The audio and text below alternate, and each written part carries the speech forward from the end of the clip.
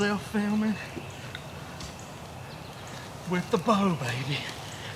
Just. Alright guys, I got 2 wet gobblers for you this morning. It rained pretty much all day yesterday. I actually came close twice yesterday with the bow, but I didn't get it done, so tried to get a quick hunt in before work this morning. Didn't really work out to be a quick hunt, so because I heard one gobble. This is gonna be a long story, but it'll make you understand what you just saw.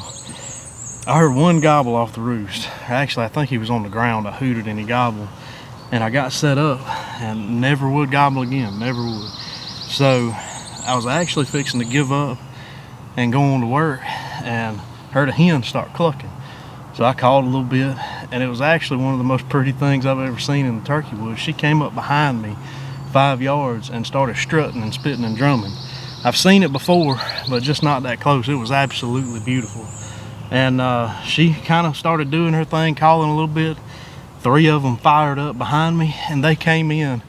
They were 10 yards behind me. I was looking at them for, I don't know, 20 minutes at least. I literally was starting to worry about my leg, because it was like I didn't have a leg. I couldn't feel it, literally.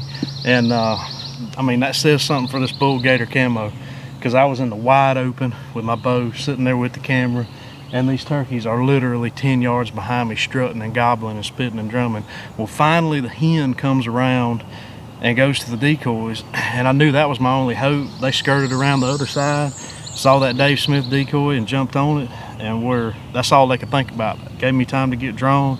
I actually shot the first one a little forward. It was a lethal shot though, that first shot. And then by the time I got another arrow on there looking down, I couldn't tell which one it was.